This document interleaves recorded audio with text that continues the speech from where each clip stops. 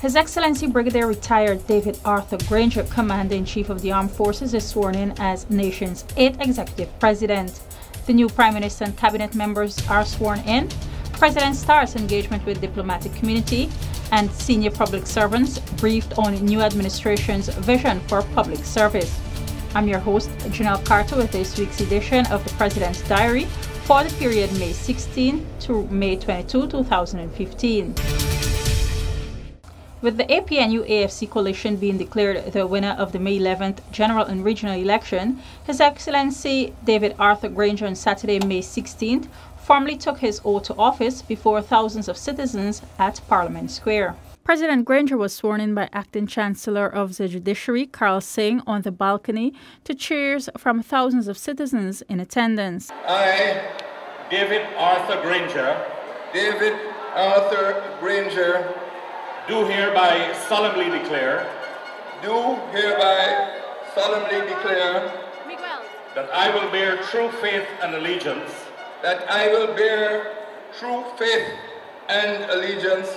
to the people of Guyana, that I will faithfully execute the office of President of the Cooperative Republic of Guyana,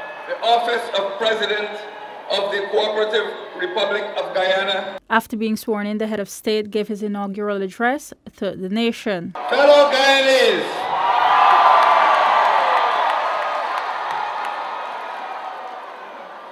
it is written, this is the day which the Lord hath made.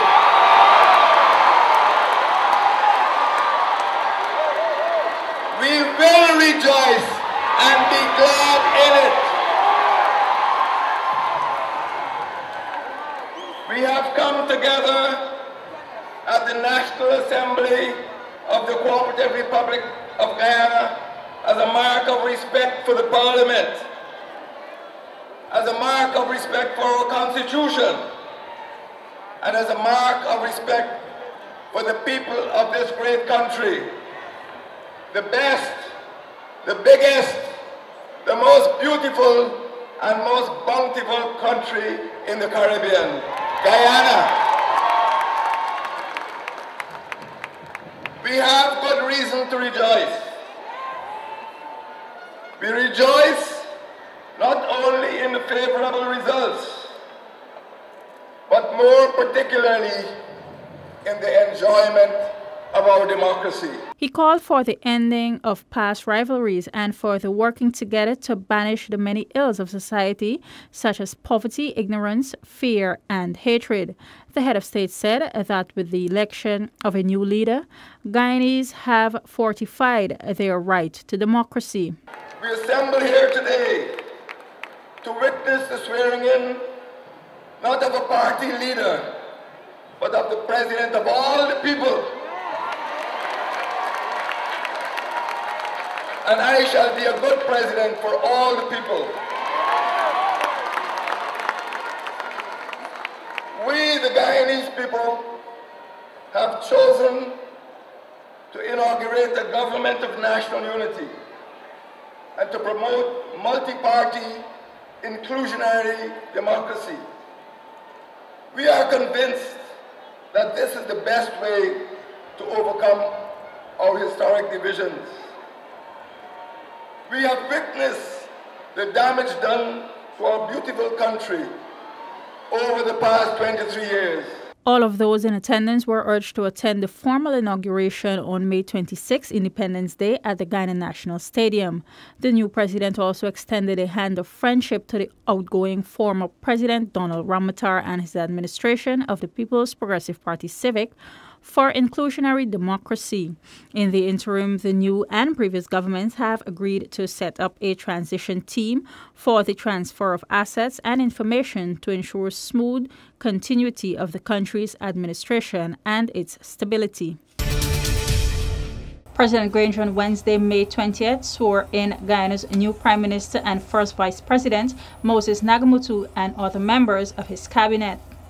I, Moses Nurasami Nagamutu, do hereby solemnly declare that I will bear true faith and allegiance to the people of Guyana, and I will faithfully execute the office of Prime Minister and First Vice President without fear or favor, affection or ill will, and that in the execution of the function of that office, I will honor, uphold, and preserve the Constitution of the Cooperative Republic of Guyana.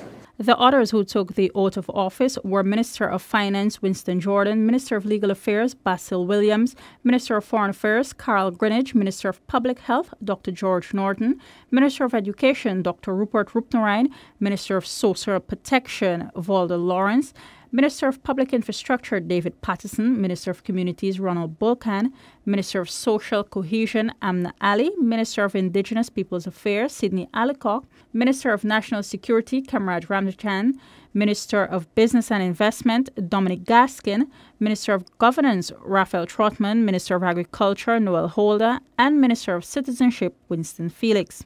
I, Kamraj Ramzachan, do hereby solemnly swear that I will bear true faith and allegiance to the people of Guyana, that I will faithfully execute the office of Vice President and Minister of Public Security without fear or favor, affection or ill will, and that in the execution of the functions of that office, I will honor, uphold, and preserve the Constitution of the Cooperative Republic of Guyana. So help me God. In congratulating the new Prime Minister, who is also the first Vice President, and members of the Cabinet, President Granger reminded them that they are all a team and they should be committed to ensuring that all Guyanese have a good life. President Granger also called on his ministers to work towards ensuring Guyana becomes less divided and less a poor country. He added that their main aim should be to deliver on the promises of change that were made leading up to the May 11th general and regional elections. Guyana is set to join the group of oil-producing nations as a significant amount of oil has been detected in the Stabroek Block. President Granger paid his first visit to ExxonMobil oil drilling ship, the Deepwater Champion, to get a first-hand look at the operations. The head of state was accompanied by Minister of State Joseph Harmon as he expressed his gratitude to the ship's crew for their recent discovery of hydrocarbons. It is a rich part of the world. In terms of rainforest, in terms of this current, in terms of minerals.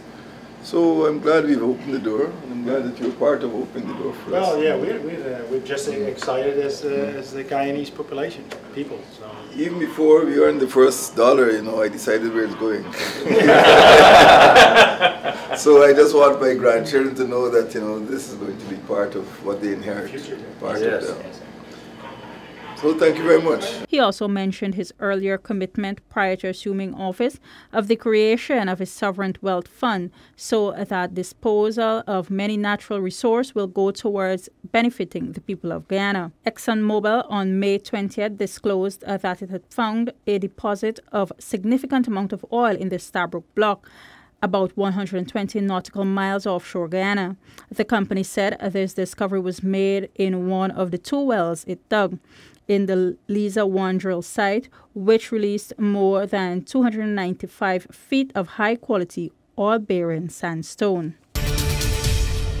During the course of the week, members of the diplomatic community as well as CARICOM and other missions to Guyana met with the head of state. He assured them of his administration's commitment to the ongoing bilateral relations.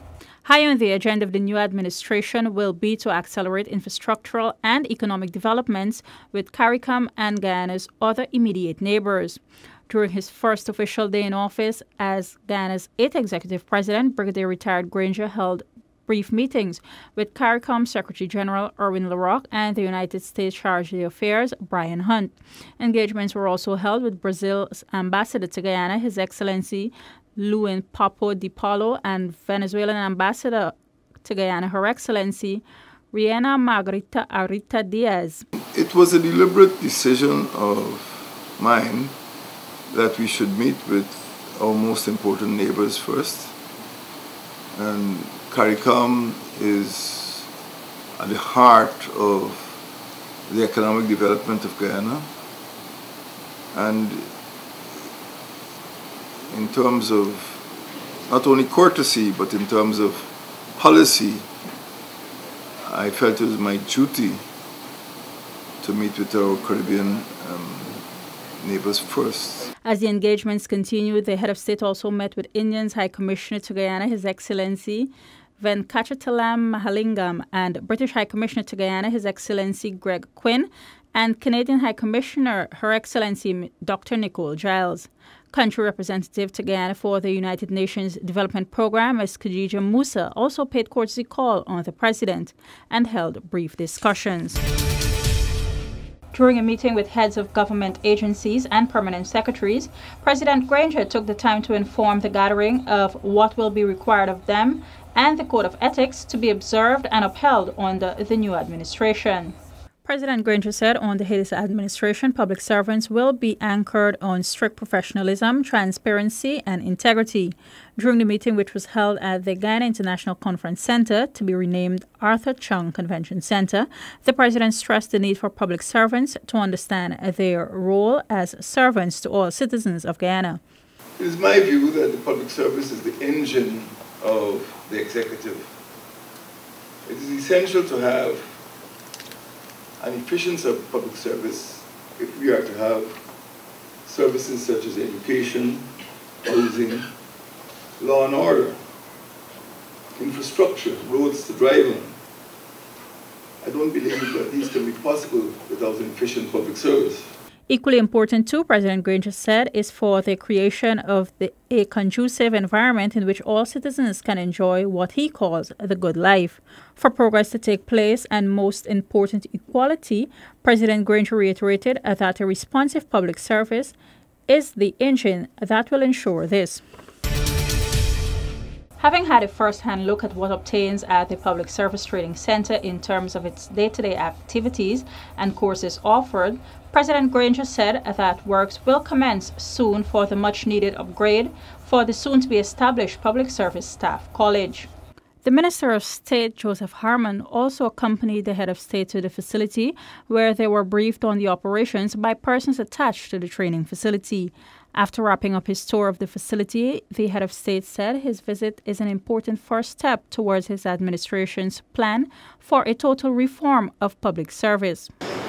Our intention is that every entrant into the public service must be trained at the Public Service Staff College. And it is now our task to upgrade the training division into a staff college. And we came on this spot, we came here to ensure that we understand the challenges facing the division so that we can prepare for that upgrade. Stating how important training is for improving the quality and performance of the public service, the President added that upgrade will be done to the current syllabus being used at the training center. Currently, the Public Service Training Center offers courses to persons operating within the sector in the areas of principle of supervisory management, principles of professional secretariat practice, government accounting procedures, personnel practices, and policies, among others.